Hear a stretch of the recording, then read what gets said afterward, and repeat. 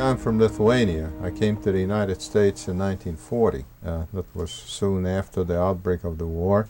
We came over as a family of 5, my parents and 3 children, and I'm the oldest. Well, I was a happy child. We all 3 of us were happy children. We went to school. We did what children did now at that time. Yeah. As Jews, how were you accepted in that school? Officially, well, but among the students and some members of the faculty, there was distinctly evident anti-Semitism. Remarks, derogatory remarks about the Jews.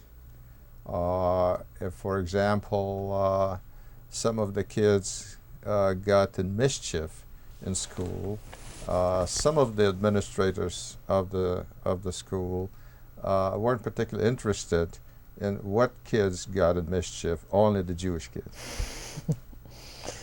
In my time, there was no official government policy against the Jews in Lithuania. Whatever anti-Semitism existed at the time existed from the part of individuals, but there was no formal government policy against the Jews.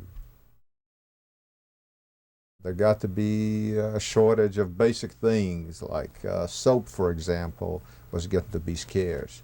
And if you went to a store to buy a bar of soap, say the merchant would go to the back room or under the counter and get a bar of soap and break it in half and sell it to you for the same price as a whole. We tried to come to the United States for a number of years because the clouds of war were gathering in Europe. Finally, after 3 years of waiting and considerable effort, we received the American visa, and we proceeded to leave Lithuania in April of 1940. The president of Lithuania at the time, Antanas Smetona, was actually friendly to the Jews, although many of the Lithuanian people were anti-Semitic, and during the German occupation of Lithuania, many of the Lithuanians were collaborators with the Nazis in giving the Jews a lot of trouble. We got our visas to go through Germany, and we came to Germany by train from Kovno. It's interesting that the German people on the train suspected that we were Jews. I recall I was 14 years old, and I remember very well when an older lady commented that we were Juden. But the Germans, as individuals on the train, didn't bother us at all. They were polite and nice to us. We came to Genoa, and we tried to get on an Italian ship to go to the United States. Well, shortly before the ship was supposed to leave, Italy entered the war, so we couldn't sail for the United States. So we were stuck in Italy, and there we were. We were in Genoa. In the meanwhile, our American visas expired. The Italians didn't bother us. However, there were some people who were waiting for places to go, and overnight they would disappear, and nobody knew where they went. And those people who disappeared were Jews from Germany.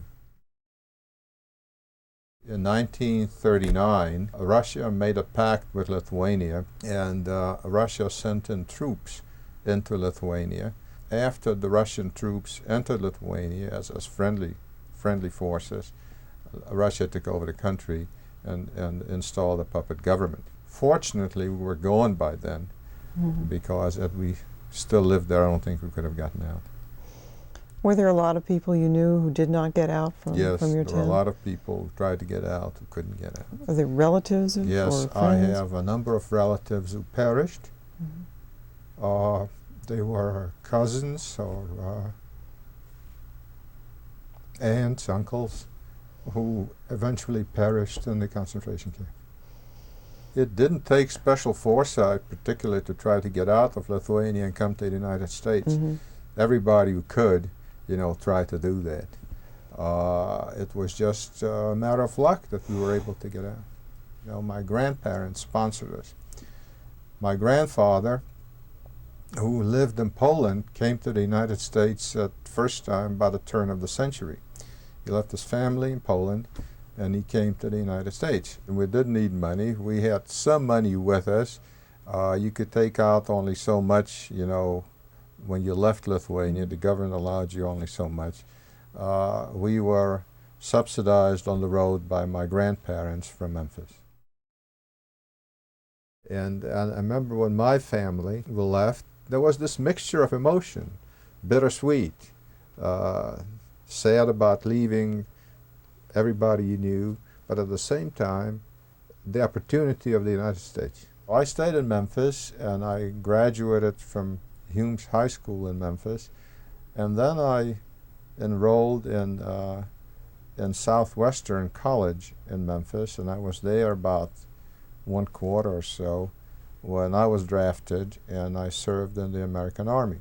I became an American citizen soon after I entered the Army. I went to Germany, got stationed in Germany, and was about to go to Japan. But then the atomic bomb was dropped on Japan. The war ended. I stayed in Germany for a while. I was stationed in a place near Hamburg, Germany. I got to see the Nuremberg trials.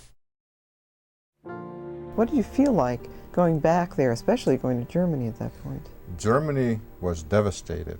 It was bombed. It was destroyed when I arrived.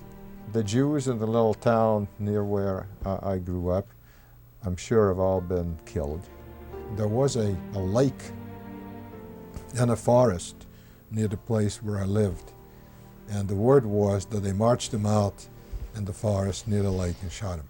And what could people do to prevent another Holocaust or a rise of a government like the Nazis? People are more emotional than rational. Hitler succeeded in rousing the German people through emotions against the Jews. In spite of the horrors of the Holocaust in Germany, Poland, there are Holocausts around the world, Cambodia, other places. And human nature being what it is, I'm not sure that this is the last of the Holocaust.